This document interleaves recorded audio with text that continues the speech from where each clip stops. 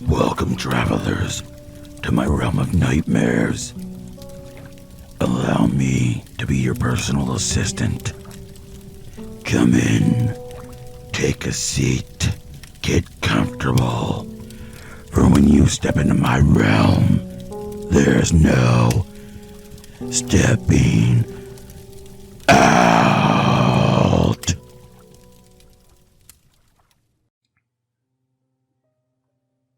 Sand, splashing water, the smell of saline, and marine life permeated the beach where I normally worked. However, this day was different. This day was a day that I wanted to take for myself.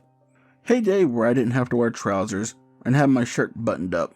A day where I could sit out here nearly naked without anyone looking on this part of the beach and be content with myself. All I brought with me was an umbrella to sit under, a few towels to keep myself dry when necessary, and enough food and refreshments to last me for the day.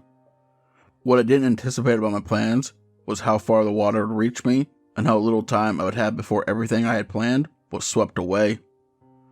The sun had started to set and the water had already started to rise.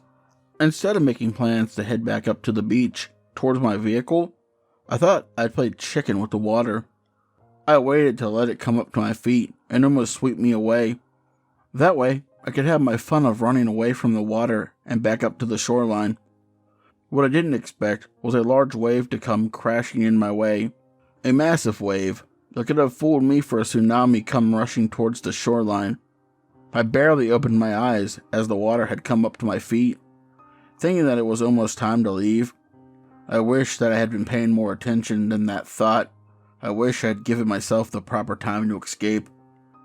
In a second, the wave crashed into the shoreline, pulling me in and all of my stuff out to sea. I tried to swim upwards towards the surface of the water, but something kept dragging me down. The current was pulling me away from the surface, away from the light. Everything began to go dark, and so did my ability to hold my breath. I felt myself starting to collapse and black out. Had I known that I was going to be dragged down like this, maybe I would have left that beach that day and never returned. It's one of the few things now that I wish I could have done. It could have been one of the few ways that I could have avoided him. When I awoke, I was suspended in membranes. He resembled a lot of the jellyfish that I studied as a marine biologist back when I worked on the surface. I tried to grasp at it, but it stung when my hand reached out to try to break free. It was one of the strangest experiences. I couldn't see the surface, but the seafloor around me was illuminated with light from all directions. There were glowing sea animals everywhere. Coral, sea anemones, jellyfish, sea cucumbers, and fish were all around me, all of them glowing beautiful colors. Unfortunately for me, this was the last time that my vision as a human would maintain its typical shape. Worse still was the being that confronted me at the bottom. He called himself the Elder One. He has sat at the bottom of the ocean for ages and controls the ecosystem at the very bottom of the sea. He is what helps them to breathe life into the rest of the world, and is believed to be the gatekeeper to when life all began. His myth and legend and tongues from around the world have existed long before I was born. Our own scientists theorized of how life originally began and thought of various sea life that existed millions of years ago that we believe to have long gone extinct. Well, the Elder One claims to have been from when complex life first began, and resembles a being unlike anything I've ever seen before in person. It resembles an ammonite, but had the ability to contort its appendages to the shape of whatever suited it. I have brought you here for a reason, child. I maintained a sense of terror and wonder at the figure that was suspended in the water before me. Even more terrifying to me was how I was able to breathe despite no air being available to me. I mustered up my voice to ask, "Why did you bring me here?" "You have studied my children for much of your life, but your kind have done nothing but pollute and destroy the world in which I have worked so hard to help cultivate. For that,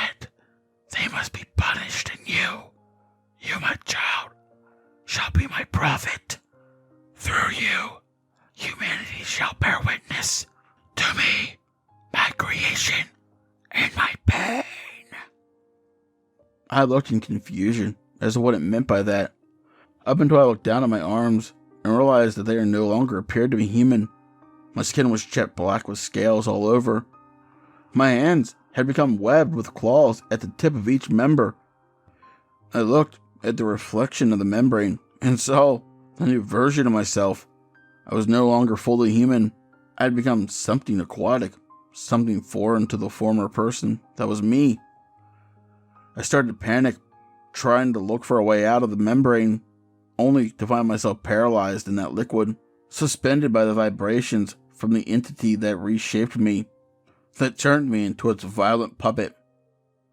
You shall no longer dwell in darkness, my child. Now you must feed on the surface dwellers who have destroyed my world. Feed on the humans, Loorne, terror of the sea. Feed. The vibrations forced the membrane open and sent my body swimming quickly to the surface. I could move incredibly fast. I swam at what felt like the speed of a car through the water and burst through the surface at the top. The sky had turned to night. The water was relatively quiet out at sea, and the light of the moon illuminated the surface.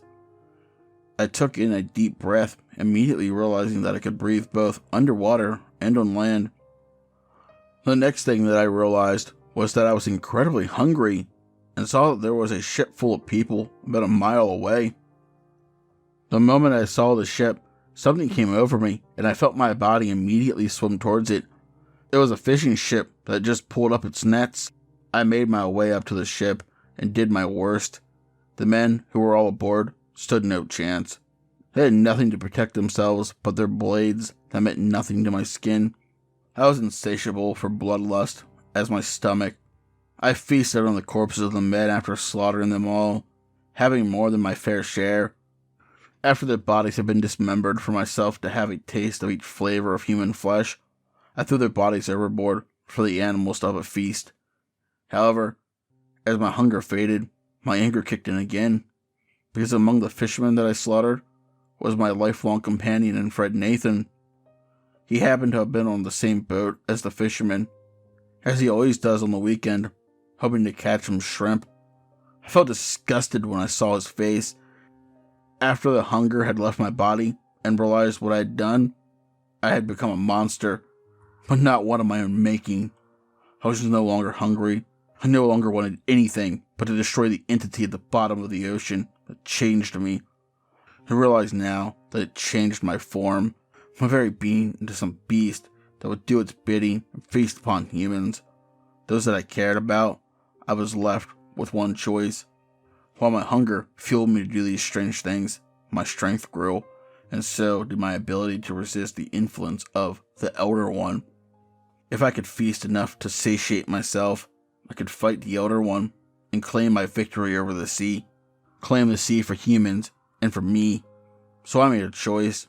I leave this story to any wary man, woman, or child who may come across this ship and read this note. Flee the sea and take refuge from the beast that is me. Save yourself from my hunger, my bloodlust, and my rage. You have been warned of the danger that lurks in the sea. You have been warned of the terror that is me. No monster of these waters are a greater danger. Heed the warning of the one known to the ocean as Loorne, terror of the sea.